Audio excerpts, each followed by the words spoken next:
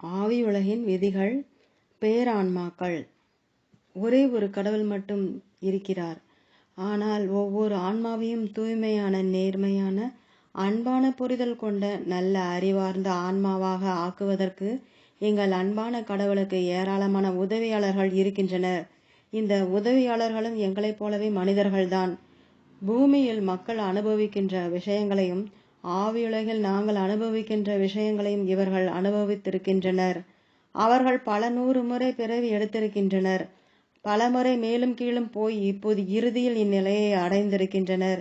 இந்த உதவியாளர்கள்தான் பேரான்மக்கள் என்று அழைக்கப்படுகின்றனர். இவர்களில் உச்சத்தில் இருப்பவர்தான் மகா பேரான்மா. உயர்ந்த தலங்களில் இவர்களை நாங்கள் அடிக்கடி பார்க்கிறோம். ஆனால் 4வது மற்றும் அதற்கு கீழே உள்ள தலங்களில் அவர்கள் அரிதாகவே காணப்படுகின்றனர். ஏனெனில் அவர்கள் மற்றவர்களின் கண்களுக்கு புலப்பட விரும்புவதில்லை. அவர்களுடைய வேலையை அது சுலபமாக்குகிறது.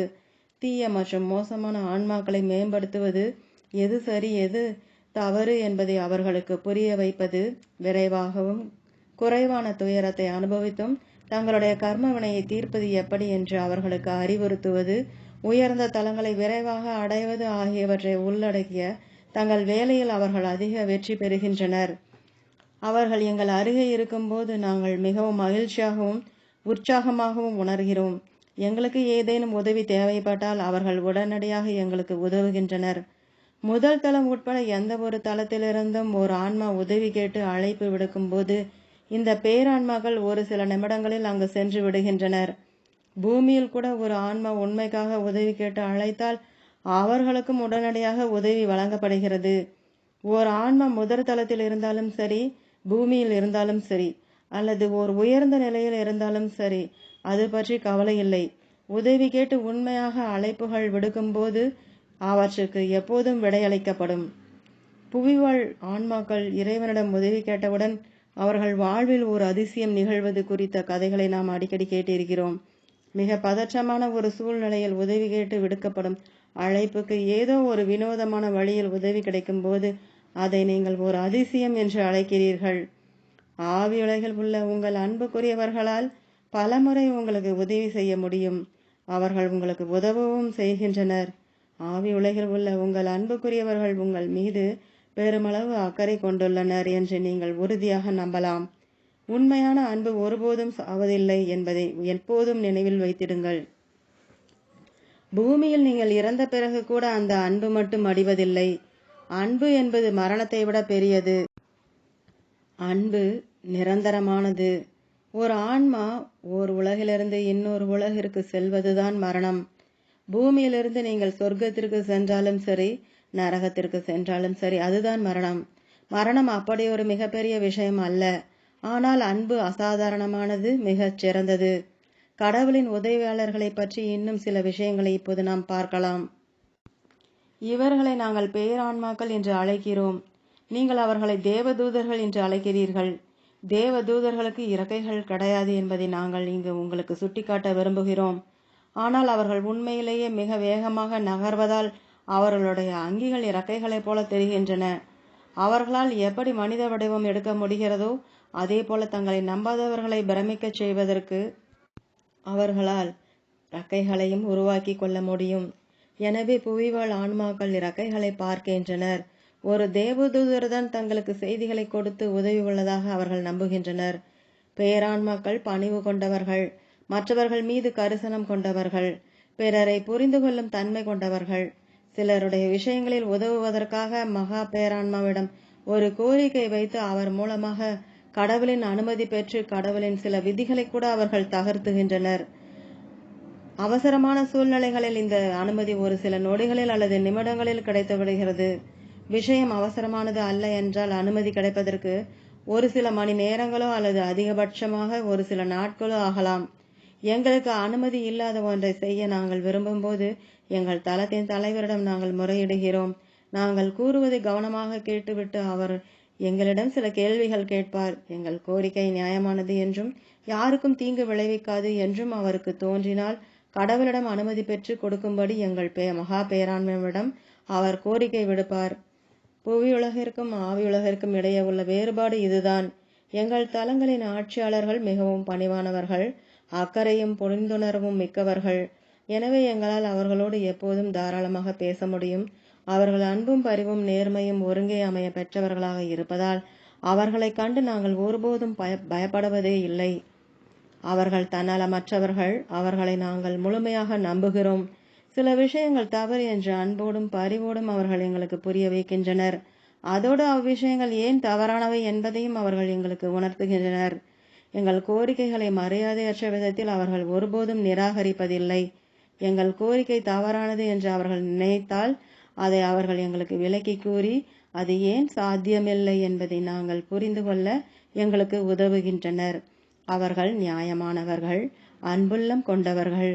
நாங்கள் அவர்களை முழுமையாக நம்புகிறோம், பெரிதும் மதிக்கிறோம். அவர்களுடைய சொல்லுக்கு மகிழ்ச்சியாக கீழ்ப்படுகிறோம். ஏனெனில் நாங்கள் தவறிழைக்க அவர்கள் ஒருபோதும் அனுமதிக்க மாட்டார்கள் என்பதை நாங்கள் அறிந்திருக்கிறோம். எங்களுடைய பேரான்மாக்கள் கடவுளின் உதவியாளர்கள், உங்களுடைய தேவதூதர்கள். எது ஒரு நல்ல காரியம்? எல்லளவும் தன்னலமற்ற நோக்கத்துடன் செய்யப்படுகின்ற காரியங்கள்தான் நல்ல காரியங்கள். அதில் லேசான தன்னலம் இருந்தால் கூட அது ஒரு நல்ல காரியம் என்று அழைக்க முடியாது. தன்னலமின்றி செய்யப்படுகின்ற நல்ல காரியங்கள் உங்கள் முன்னேற்றத்திற்கு உண்மையிலேயே ஒரு மாபெரும் வரமாகும். வேறு எதையும் விட இது உங்களை அதிக வேகமாக உயரத்திற்கு கூட்டிச் செல்லும். துரதிருஷ்டவசமாக தாங்கள் நல்ல காரியங்களை செய்தால் அது தங்களை ஓர் உயர்ந்த நிலைக்கு கூட்டிச் செல்லும் என்றும் தங்கள் பாவங்கள் மன்னிக்கப்பட்டுவிடும் என்றும் புவிவாழ் மக்கள் நினைக்கின்றனர். இந்த எண்ணம் உங்களை ஓர் உயர்ந்த நிலைக்கு எடுத்து செல்வதற்கு பதிலாக மேலும் கீழ்நிலைக்கு இட்டு சென்றுவிடும். ஓர் உயர்ந்த நிலையை எட்ட வேண்டும் என்ற எந்த எண்ணமும் இல்லாமல் இயல்பாகவும் அன்பின் அடிப்படையிலும் செய்யப்படுகின்ற நல்ல காரியங்கள் மட்டுமே தன்னலமற்ற நல்ல காரியங்களாக கருதப்படுகின்றன. நல்ல செயலை செய்த பிறகு உடனடியாக அதை மறந்துவிடுங்கள். அதை ஒருபோதும் நினைத்து பார்க்காதீர்கள். உங்களால் அதை செய்ய முடிந்தால் எந்தவிதமான சுயநல எண்ணமும் உங்கள் மனதிற்குள் நுழையாது. ஒரு சுயநல எண்ணம் எப்போதுமே உங்களை தவறான பாதையில் இட்டு சென்றுவிடும். எனவே அன்பின் அடிப்படையில் இயல்பாக நீங்கள் ஒரு நல்ல காரியத்தை செய்திருந்தால் உடனடியாக அதை பற்றி மறந்துவிடுங்கள். உங்கள் கர்மவினையை தீர்ப்பதற்காக கடவுளின் மன்னிப்பை பெறும் நோக்கத்துடனும் உங்கள் பாவங்கள் குறித்து உண்மையிலேயே மனம் வருந்தாமலும் நீங்கள் செய்கின்ற நல்ல காரியங்கள் தன்னலமற்றவை அல்ல. அவை நல்ல காரியங்களே அல்ல. அவற்றால் ஒருபோதும் உங்களை உயர்ந்த நிலைக்கு அழைத்துச் செல்ல முடியாது. அது மட்டும் உறுதி. ஒரு நல்ல காரியத்தை செய்வதற்கு முன்பாக உங்கள் உள்நோக்கம் தன்னலமற்றதாக இருப்பதை உறுதி செய்து கொள்ளுங்கள். நீங்கள் அதில் வெற்றி பெற்று விட்டால் அந்த நல்ல காரியத்தை முற்றிலுமாக மறந்து விடுவதிலும் நீங்கள் வெற்றி பெற்றாக வேண்டும். இதில் வெற்றி பெறுவது உங்கள் கைகளில்தான் இருக்கிறது. எடுத்துக்காட்டாக, உங்கள் அன்புக்குரிய ஒருவருக்காக நீங்கள் எதையேனும் செய்தால் அதை நீங்கள் விளம்பரப்படுத்த மாட்டீர்கள்.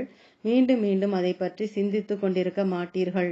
உங்கள் அன்புக்குரியவர் மீது நீங்கள் கொண்டுள்ள அன்பால் நீங்கள் அதை செய்கிறீர்கள். நீங்கள் அவர் மீது அக்கறை கொண்டிருக்கிறீர்கள். அவர்கள் வசதியாக இருக்க வேண்டும் என்று நீங்கள் விரும்புகிறீர்கள். அவர்களுக்காக தியாகங்கள் செய்யவும் நீங்கள் தயாராக இருக்கிறீர்கள். எனவே நீங்கள் உங்கள் அன்புக்குரியவருக்காக என்ன செய்தாலும் சரி, அதில் மகிழ்ச்சி கொள்ளுங்கள். பிறகு அது ஓர் இயல்பான காரியம் என்றும் உண்மையான பரிவின் ஒரு வெளிப்பாடு என்றும் கருதி அதை மறந்துவிடுங்கள். உங்களுக்கு அது முடியாவிட்டால் உங்கள் அன்பு உண்மையானது அல்ல என்று பொருள். நீங்கள் செய்த ஒரு நல்ல காரியம் ஒரு நொடியில் ஒரு தன்னலமான செயலாக ஆகிவிடும். எனவே நீங்கள் அதை பற்றி அதிகமாக சிந்திக்க உங்களுக்கு நேரம் கிடைப்பதற்கு முன்பாக அதை உடனடியாக மறந்துவிடுங்கள். ஒரே ஒரு சுயநல எண்ணம் கூட உங்கள் நல்ல காரியங்கள் அனைத்தையும் முற்றிலுமாக துடைத்தெறிந்து விடும். பழிக்கு பழி. பழி வாங்குவது ஒரு மோசமான விஷயம். பழி வாங்குதல் என்றால் என்ன என்பதன் உண்மையான பொருள் புவிவாழ் மக்களுக்கு தெரியாது. இன்னொருவர் மீது பொறாமை கொள்கின்ற போதுதான் பழிவாங்கும் எண்ணம் ஒருவருடைய மனதிற்குள் ஊடுருவுகிறது. எடுத்துக்காட்டாக, கேட்டி ஒரு பிரபலமான இனிமையான நல்ல பெண் என்பதால் பீட்டர் அவள் மீது பொறாமை கொள்கிறான் என்று வைத்துக் கொள்வோம். எனவே அவன் அவளை படுகொலியில் தள்ள விரும்பி அவளை பற்றிய வதந்திகளை பரப்ப தொடங்குகிறான். அவளுடைய அன்புக்குரியவர்களை அவளுக்கு எதிராக திருப்பி விடுவதன் மூலம் அவளுக்கு தீங்கு விளைவிக்க விரும்புகிறான். பிற வழிகளில் அவளுக்கு தொல்லை கொடுத்து அவளுக்கு துன்பங்களை ஏற்படுத்துகிறான். இது முற்றிலும் தவறான செயல். பீட்டரை இது ஒரு கீழான நிலைக்கு தள்ளிவிடும். பீட்டர் மோசமாக நடந்து கொண்டதையும் தனக்கு அவன் தீங்கிழத்துள்ளதையும் கேட்டி அறிந்து கொள்வதாக வைத்துக் கொள்வோம்.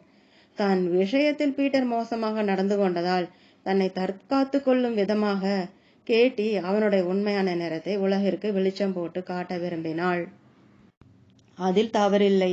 பீட்டரால் மற்றவர்கள் ஏமாற்றப்படாமல் இருப்பதற்காகவும் அவனை குறித்து எச்சரிக்கையாக இருப்பதற்காகவும் பீட்டரின் பழிவாங்கலுக்கு அவர்கள் ஆளாகாமல் இருப்பதற்காகவும் அவன் உண்மையிலேயே எவ்வளவு மோசமானவன் என்பதை கேட்டி எல்லோருக்கும் எடுத்து கூற வேண்டும். பீட்டரின் தீய குணங்களை பற்றிய உண்மைகளை உலகிற்கு எடுத்துக்காட்டுவது கேட்டியை ஓர் உயர்ந்த நிலைக்கு கொண்டு செல்லும்.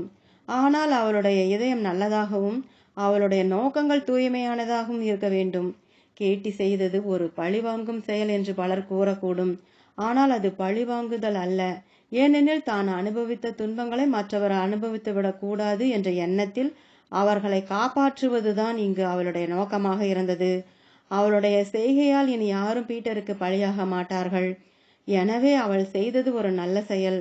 ஆனால் உங்களுக்கோ அல்லது உங்கள் அன்புக்குரியவர்களுக்கோ தீங்கு விளையக்கூடும் என்னும் பட்சத்தில் தயவு செய்து தீவினையை அம்பலப்படுத்தாதீர்கள். நல்லவற்றுக்கும் கெட்டவற்றுக்கும் இடையேயான வேறுபாட்டை புவிவாழ் மக்கள் பல சமயங்களில் புரிந்து கொள்வதில்லை என்பது இப்பொழுது உங்களுக்கு புரிந்திருக்கும். ஓம் தொடரும்.